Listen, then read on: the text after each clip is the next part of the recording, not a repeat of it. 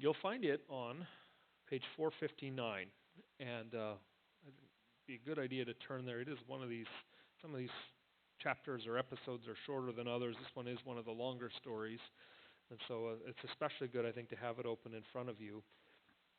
Um, I've told you before that we ought never to look at the stories of the Bible, whether in the Old Testament or the New Testaments. We shouldn't look at them just as heroes of the faith that we ought to learn to copy, right? Because that's not really what the Bible is about. The Bible doesn't present us a list of these superheroes of faith. The Bible gives us a lot of stories of very flawed people and stories of God's grace in and through them. And we see that here because David is very close to making a very, very foolish decision, and it's only God's intervention that prevents him from doing that. So um, tuck that thought in the back of your mind as we read through this. 1 Samuel chapter 25. Again, 1 Samuel 25, it's on page 459 in your Pew Bible. Now Samuel died, and all Israel assembled and mourned for him, and they buried him at his home in Ramah. Then David moved down into the desert of Maon, and a certain man in Maon who had property there at Carmel was very wealthy. He had 1,000 goats and 3,000 sheep, which he was shearing in Carmel. His name was Nabal, and his wife's name was Abigail. She was an intelligent and beautiful woman, but her husband, a Calebite, was surly and mean in his dealings. While David was in the desert, he heard that Nabal was shearing sheep. So he sent 10 young men and said to them, "Go up to Nabal at Carmel and greet him in my name. Say to him, 'Long life to you, good health to you and to your household, and good health to all that is yours.' Now I hear that it is sheep shearing time. When your shepherds were with us, we did not mistreat them. And the whole time they were at Carmel, nothing of theirs was missing. Ask your own servants, and they will tell you. Therefore, be favorable toward my young men, since we come at a festive time. Please give your servant and your son David whatever you can find for them." When David's men arrived, they gave Nabal this message in David's name. Then they waited.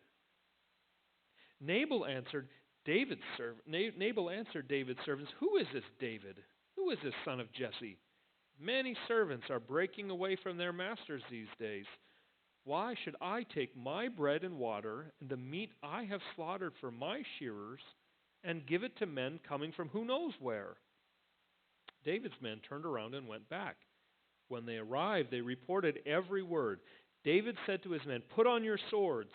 So they put on their swords, and David put on his. About 400 men went up with David, while 200 stayed with the supplies. One of the servants told Nabal's wife Abigail, "David sent messengers from the desert to give our master his greetings, but he hurled insults at them. Yet these men were very good to us. They did not mistreat us. And the whole time we were out in the fields near them, nothing was missing. Night and day they were a wall around us. All the time we were herding our sheep near them. Now think it over and see what you can do, because disaster is hanging over our master and his whole household. He is such a wicked man that no one can talk to him." Abigail lost no time. She took 200 loaves of bread, 2 skins of wine, 5 dressed sheep, 5 seahs of roasted grain, 100 cakes of raisins, and 200 cakes of pressed figs, and loaded them on donkeys. Then she told her servants, "Go on ahead, I'll follow you." But she did not tell her husband Nabal. As she came riding her donkey into a mountain ravine, there was David and his men descending toward her, and she met them. David had just said, "It's been useless, all my watching over this fellow's property in the desert so that nothing of his was missing. He has paid me back evil for good. May God deal with David, be it ever so severely, if by morning I leave alive one male of all who belong to him." When Abigail saw David, she quickly got off her donkey and bowed down before David with her face to the ground. She fell at his feet and said, "My lord, let the blame be on me alone. Please let your servant speak to you. Hear what your servant has to say. May my lord pay no attention to that wicked man Nabal. He is just like his name. His name is Fool, and folly goes with him. But as for me, your servant, I did not see the men my master sent. Now since the Lord has kept you, my master, from bloodshed and from avenging yourself with your own hands, As surely as the Lord lives, and as you live, may your enemies and all who intend to harm my master be like Nabal. And let this gift, which your servant has brought to my master, be given to the men who follow you. Please forgive your servant's offense, for the Lord will certainly make a lasting dynasty for my master, because he fights the Lord's battles. Let no wrongdoing be found in you as long as you live. Even though someone is pursuing you to take your life, the life of my master will be bound securely in the bundle of the living by the Lord your God. But the lives of your enemies he will hurl away as from the pocket of a sling. When the Lord has done for my master every good thing he has promised concerning him, and has appointed him leader over Israel, my master will not have on his conscience the staggering burden of needless bloodshed, or of having avenged himself. And when the Lord has brought my master success, remember your servant. David said to Abigail, Praise be to the Lord, the God of Israel, who has sent you today to meet me. May you be blessed for your good judgment, and for keeping me from bloodshed this day, and from avenging myself with my own hands. Otherwise, as surely as the Lord, the God of Israel, lives, who has kept me from harming you, if you had not come quickly to meet me, not one male belonging to Nabal would have been left alive by daybreak. Then David accepted from her hand what she had brought him, and said, Go home in peace. I have heard your words, and granted your request. When Abigail went to Nabal, he was in the house holding a banquet like that of the king. He was in high spirits and very drunk. So she told him nothing until daybreak. Then in the morning, when Nabal was sober, his wife told him all these things, and his heart failed him, and he became like a stone. About 10 days later, the Lord struck Nabal, and he died. When David heard that Nabal was dead, he said, Praise be to the Lord, who has upheld my cause against Nabal for treating me with contempt. He has kept his servant from doing wrong, and has brought Nabal's wrongdoing down on his own head. Then David sent word to Abigail, asking her to become his wife. His servants went to Carmel and said to Abigail, David has sent us to you to take you to become his wife. She bowed down with her face to the ground and said, Here is your maidservant, ready to serve you and wash the feet of my master's servants. Abigail quickly got on a donkey, and attended by her 5 maids, went with David's messengers and became his wife.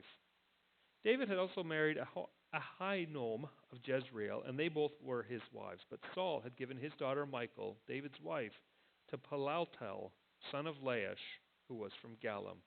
This is the word of the Lord.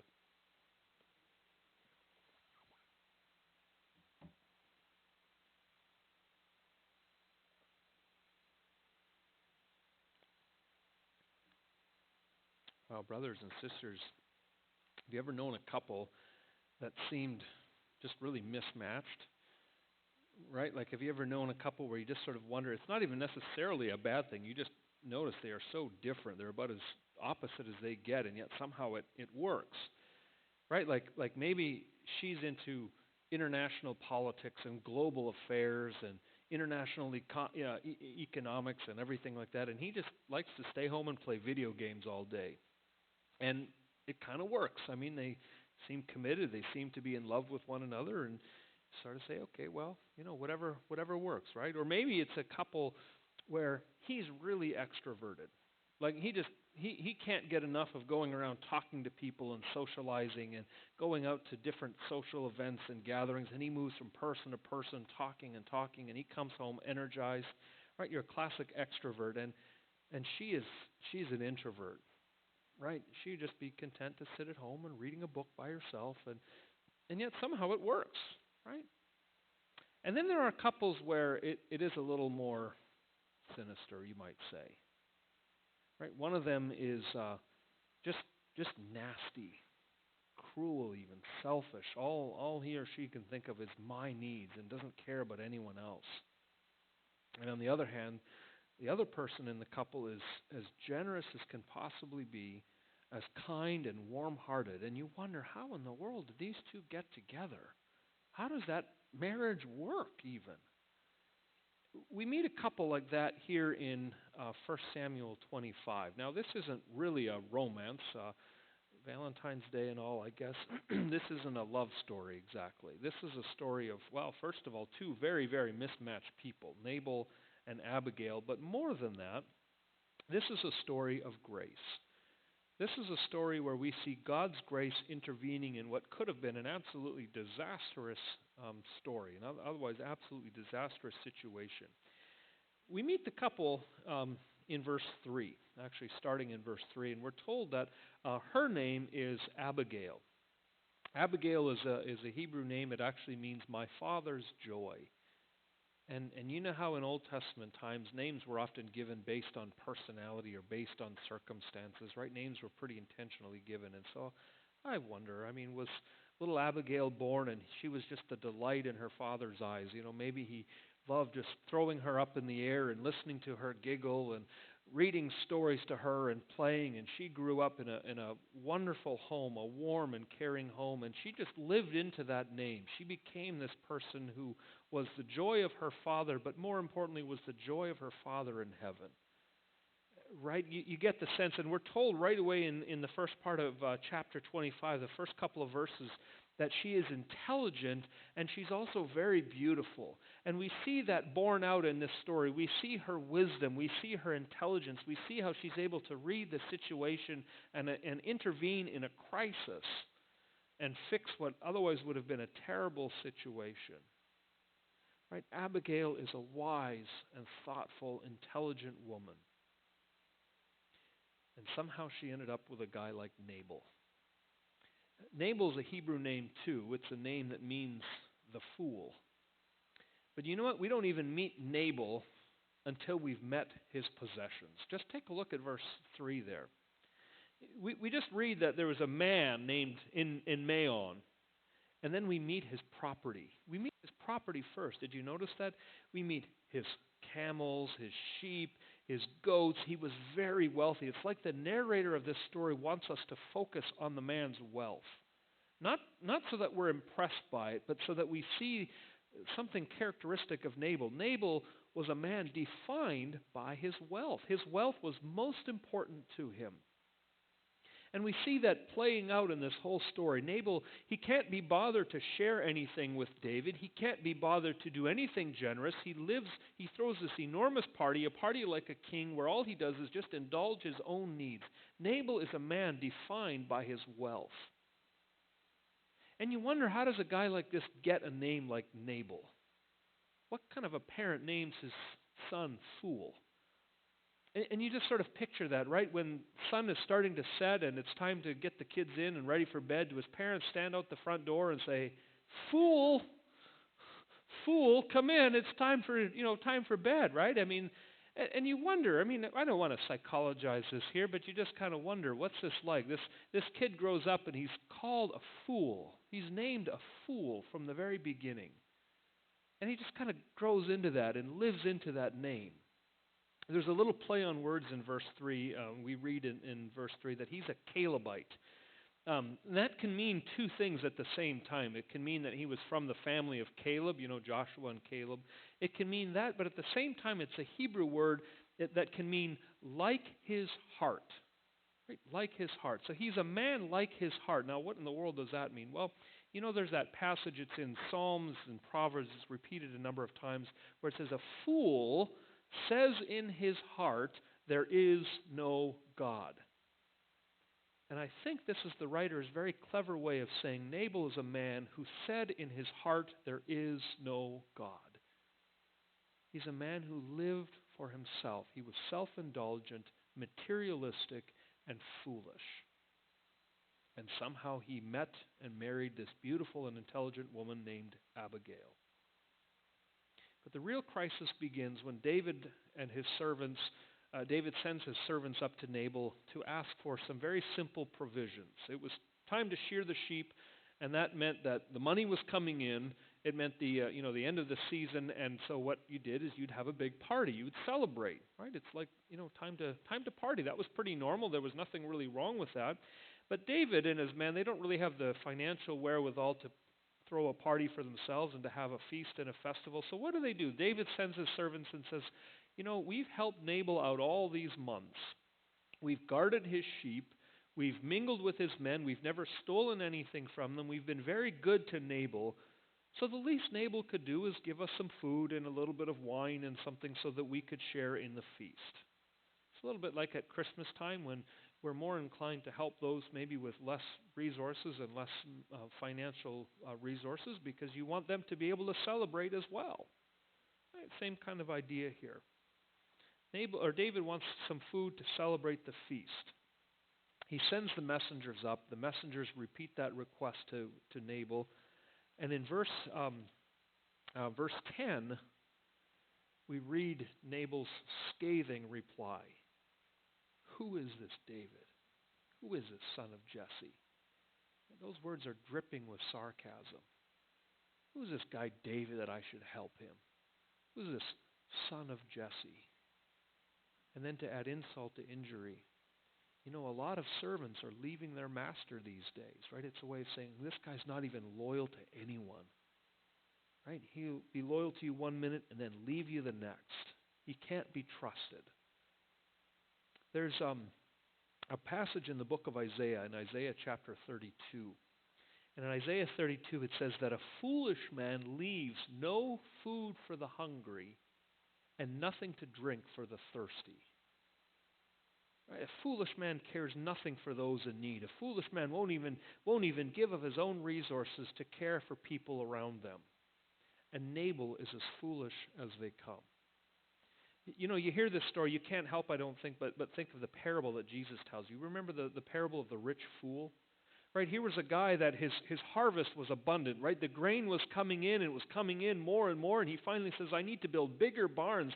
And he looks around kind of like Nabal does, and he says, I've got so much here. Rather than saying, I need to share with those in need, he says, let's party. I'm going to live for myself. I'm going to take life easy, eat, drink, and be merry. And Jesus says that man was so foolish. Nabal is so foolish. He's like the rich man. He's so focused on himself, and he scorns David. So what do you do with that? Right? How do you handle that? What do you do? How should David respond to this? Well, in a sense, we already know how David should respond, because actually a chapter earlier, back in chapter 24, a very similar story. David had been wronged by someone else. You remember the story? David had been wronged by King Saul. I mean, he's been on the run for a long time, and now David has this opportunity in chapter 24 to kill Saul, to put an end to all of his trouble. And David's response was a godly response. He says, I can't kill the Lord's anointed. He says, it's not for me to take matters of justice into my hands. He says, that's for God to work out. So David knows this, right? David knows I shouldn't be taking matters like this into my hand. I shouldn't be vengeful. I shouldn't be violent, certainly not towards the king.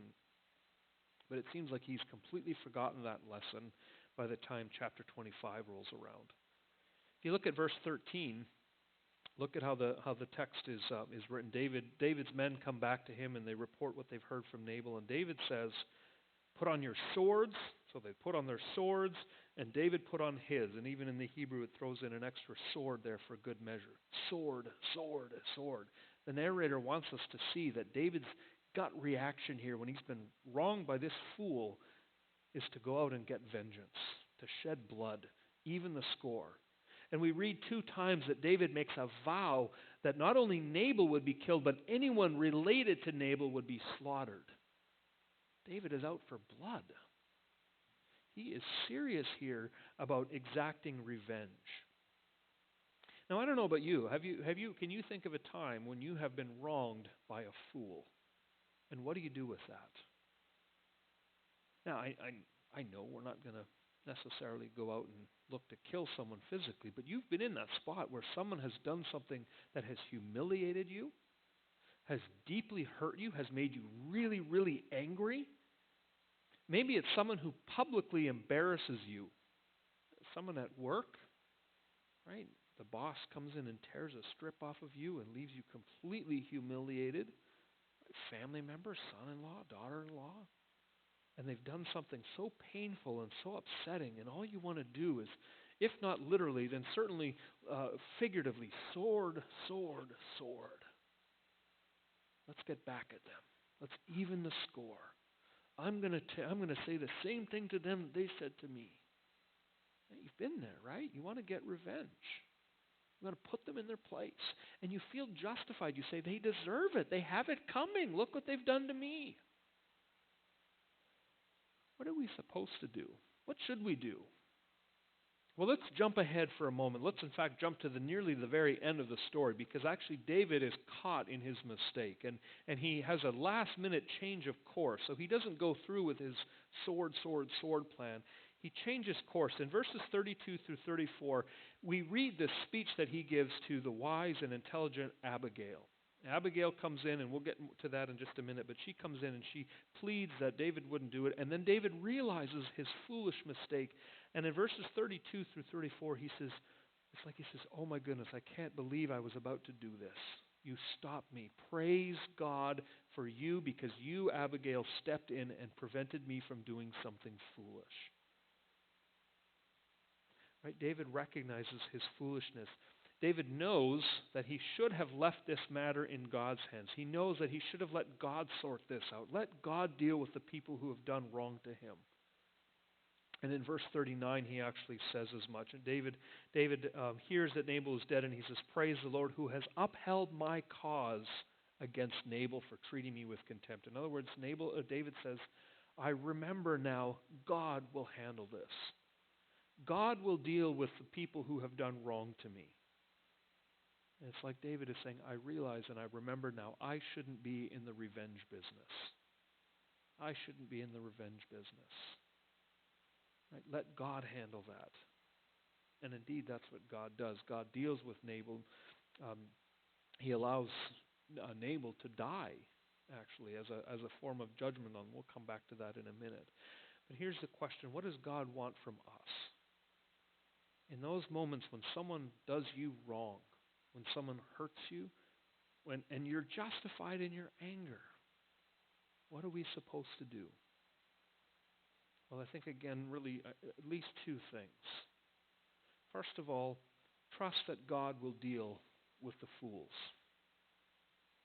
Trust that God will handle these things. Wherever there's injustice that's been done, wherever we've been wronged, let God be the one to sort it out. It's not our job to even the score, right? We talked about that a couple of weeks ago where Paul writes in the book of Romans, it's mine to avenge, I will repay. And that doesn't mean that God is bloodthirsty and he's going to strike everyone with lightning and get them all back. No, it just means that in the end, God is going to establish justice for everything and every wrong that has ever been done. And he is the one better equipped, far better equipped than you or I. So what does that mean? If God is going to deal with it, then we are free. We're released from the need to even the score. Jesus talks to us about turning the other cheek. Right? Don't repay insult for insult. Forgive those who wrong you. Right? Don't take your anger out on people. Now, how do we get to that point? Right? How do you get to that point where you're sword to instead letting God handle it, putting it in God's hands, prayerfully committing it to God? How do you get to that point? Well, we obviously skipped over a huge chunk of this story, right? We skipped over that whole section starting in about verse 17, 18, all the way through about 27, 28. And that's a pretty key text, because what happens, we see what happens, really God intervening in this story, God working through this wise and intelligent woman named Abigail to step between these two people that are at odds, and it's God's gracious intervention that stops bloodshed. Now what happens? Take a look at starting at verse 23. Abigail finds David, she tracks him down, and when she approaches, what does she do? She does two things. She pleads for mercy, and she atones for Nabal's sin. Now let me explain what I mean by that. In verses 23 through 32, in that lengthy speech that Abigail makes, you notice what she does. 8 times she calls David my Lord. Right? She's humbling herself before David. And then 6 times she calls herself your servant. Right? You see what she's doing? She's humbling herself and she's honoring David. It's a very wise move, right? She could have jumped in and said, "Hey, don't you dare harm this guy. He hasn't, you know." No, she honors him, and then she begins to plead for Nabal's life. She says, "Don't let your kingdom be clouded with violence. God is going to put you as king over Israel. Don't do something foolish that's going to overshadow your kingdom." And then in verses, we read it a couple times in verses 18 and 19, and then again in verse 27, you read that Abigail makes restitution. She says to David, "I understand what my husband has done. He should have given you the food you asked, but he didn't. So I will give it to you." And she gives him this feast. She gives him raisin cakes and barley and wine and all kinds of food. And what she's doing is she's paying back what David should have received, enough for David and for all of his men. So she's making restitution. And then she finds a way to atone for Nabal's sin. If you look at verse 24, in verse 24, you read, she falls down at his feet, and again she says, "My Lord, let the blame be on me alone." Now what she's doing there, she's stepping in between David and Nabal. And she's saying, "Let Nabal's sin fall on me." She becomes the mediator who takes the sin of the offense upon herself. In a sense, what she's doing is she's acknowledging the debt. She's acknowledging that not just a financial debt, but a relational debt. Right? She's saying, my husband and his foolishness has caused this debt between us. And it's not enough to just pay back the cost that he should have paid you. No, the debt of the relationship, of the offense, of the sin has to fall on me. She doesn't say, "Look, just go easy on him. Don't be so hard." No, she says, he owes you, or you, it would be right and just of you to be angry at him, to punish him. But she says, instead, put that on me. Let it be on me. And in the end, what happened? David's anger is turned away. Right? David's anger is softened, and actually in the end we see that God does deal with Nabal. God doesn't let Nabal get away with anything.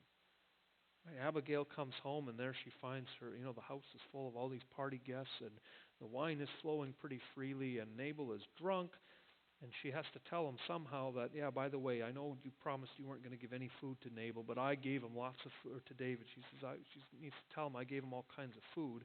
Well, he's drunk, so she can't do that at night. So the next morning she tells him, and he's so shocked and angered by this. Again, Nabal wasn't someone who liked to share with anybody, and he's so angry that he has a heart attack, it seems. And 10 days later, we read the Lord demanded his life of him. Again, you think of the parable of the rich fool. Right? This very night your life will be demanded of you. Nabal was a man defined by his wealth and his material goods. And in the end, it was his love for his wealth and material goods that, in a sense, cost him his life, because he couldn't let any of it go. So God deals with Nabal. He does justice in the end. That brings us back, and that still leaves our question unanswered. How do we deal with fools? How do we get from that point, from where we know we feel angry and vengeful, to the place where we can put it in God's hands? Well, in this story, David had to see his own foolishness, didn't he? The way God steps in and uses Abigail, what he really does, what God is doing with David is he's saying, "David, don't you see your own foolishness here? Don't you see how you are about to make a terrible mistake? Don't you see how you are about to become just like your worst enemy, Saul? You're just about to become as bloodthirsty and violent as Saul." See, in the end, David's aha moment has to do with recognizing his own foolishness. And that's true of us too. You want to be someone who can let things go. You want to be someone who isn't bent on violence and anger and vengeance. You have to ask yourself, how does God deal with us when we act the fool? How does God treat us? See, in the minute that you recognize that you're actually, and me too, we are all, in a sense, fools that are in need of God's grace, it changes us. See, it's ultimately us. We're the people in need of saving. And how does God save us? Well, he sends the mediator. He sends someone to stand in front of us, a mediator to plead our cause. And of course, that mediator is Jesus. We see in the life of Abigail a little glimpse of how God deals with us in Jesus. Abigail steps in and saves her husband from the sinful wrath of David. Well, Jesus comes in and humbles himself before us and saves us from the righteous anger of God.